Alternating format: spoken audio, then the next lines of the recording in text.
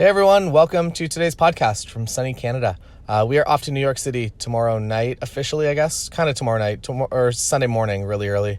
So we're going to go to Toronto tomorrow night, stay over, and then fly. So Lindsay and I go to Christmas in New York pretty much every year. It's become an accidental tradition. We go see the same Rockettes show.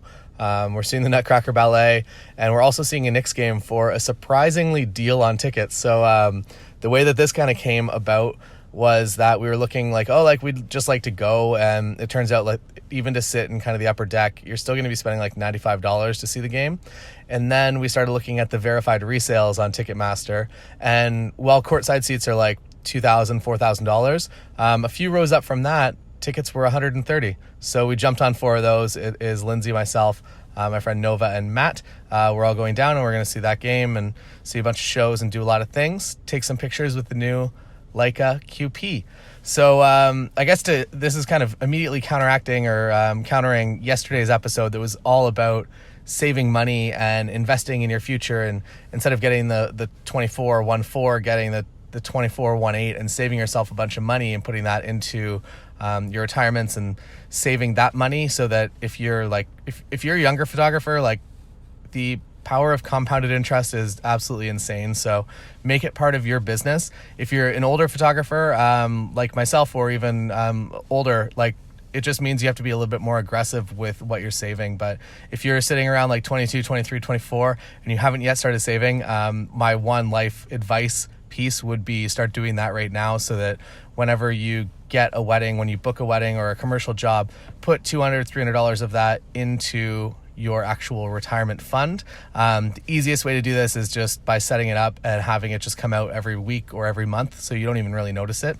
Make it something pretty low, but something that you can comfortably do, but also seems like a little bit maybe too aggressive, that you basically want your business to have to sustain generating that income now. And it's kind of like the ratchet effect, that if you now know that like your base cost of living has gone up by $300-$400 a month, that you just have to make it happen. So that is my advice to you. To go on the opposite extreme of that, talking about the Leica Q-P, it is the second most expensive camera I've ever bought. The D5 I think was the most expensive, and the Leica Q-P is the second most expensive. And it is if you're not familiar with it, it is a Leica camera with a lens attached to it. It's 28mm f1.7 lens, and that's it. It's like, you can't, not interchangeable lenses, that is the camera, that is the lens that it will always be with. The reason, actually, if you've been following the podcast for a little while, originally this kind of started as just like a dream that I wanted to go out in Vegas and like win enough money to actually cover the camera, and I was successful in actually doing that the second time around. The first time I lost my $300. So essentially I've turned this, like that $300, or I guess $600 total now in Vegas, into this Leica camera, which is pretty cool, and very fortunate of a place to be in. But then once I kind of started thinking, I guess maybe even going back to kind of the retirement topic, the fact that money is my personal money, my business is incorporated, so I didn't really want to buy a business expense item with my personal money. So now all that money is being saved for my retirement, and I've spent my business money on actually getting the Leica Q-P. The thing that I have noticed with Leica equipment in the past is if you keep it in good shape, it retains its value way more than any other camera manufacturer that I've come across. I've noticed this. I took the M10 to Antarctica, and we had it for a couple of months, and I kind of consider the very, very small amount of money lost as kind of a rental fee. So Leica gear is one of the better investments, I guess, that you can make in photography equipment, as far as just retaining its value. I also really do love the Leica Q-P. A lot of the criticism around it is kind of that you're robbing the user of the Leica experience because it has autofocus. But I think that as just like somebody who relies heavily on that it's nice to have the option that if I want to go out and I want to shoot manual focus, that's great. If I want to just like go out and take touristy photos with a smaller form factor camera than my digital SLR, I'm happy to do that as well. What the Leica Q-P is actually going to become is my second body for weddings. So right now, when I'm out photographing a wedding, I have my D850 on as my main body, usually with an 85, and then I have my D750 typically with my 24mm lens as my second body in my bag or on my shoulder.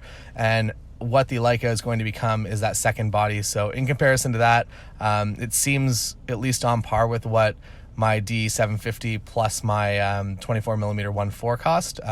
So it's like kind of like approximately the same.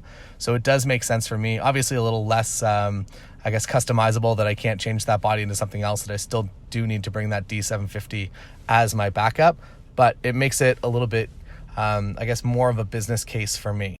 I really do love the simplicity of the Q-P. Or the Q in general. I really had my eye on the Q for a while, and I was waiting for a used one to come up, and then they announced the Q-P, and I kind of like the styling a little bit better. So I decided to kind of go after that one instead.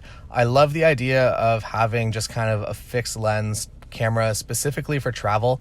You can crop into like DX, or I guess crop mode, and you can change it from like your 28mm lens to 35 in digital zoom.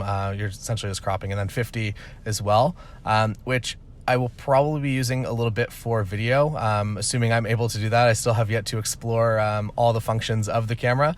I will be taking it with me this week though, so I'll report back maybe in a week once I've spent some time with it officially. But my first reactions to it is I absolutely love kind of the form factor of it and how it feels in your hand, as well as the shutter noise just sounds amazing.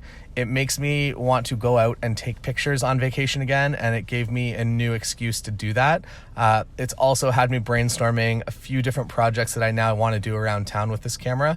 And for the money spent alone, in order to just like generate that level of motivation, I feel like it is a good positive thing. I'm always kind of stressing like, go out and do projects in your local community for just to create things, to get better skills as a photographer, as well as to get more known in your community and generate more connections. And this camera, I don't know if I was kind of burning out or if I felt like I'd kind of plateaued and I was losing a little bit of motivation. But by getting this camera, I feel like I have to justify it to myself why I spent so much money. So I'm now brainstorming all these projects, and it's got me excited about photography again. So for, I guess, that experience, I don't think that you can really put a price tag on something like that, as well as just like the actual technical files that are coming out of it. I've just shot a few review files to make sure everything's all good with it, and at 1.7 at 28, it really is that kind of wide angle look that I really love, as well as the fact that the JPEGs that come off the camera are pretty much 100% ready to go, that I don't need to put raw files into a computer, that I can just be pulling JPEGs straight from the camera, and I am pretty much entirely happy with those files. I've also used the Fuji, we have an XE3 for travel, as well as I had the XT3 for quite a while. XE3, the confusing names, but we've used a lot of the Fuji products, and I really do kind of love that form factor.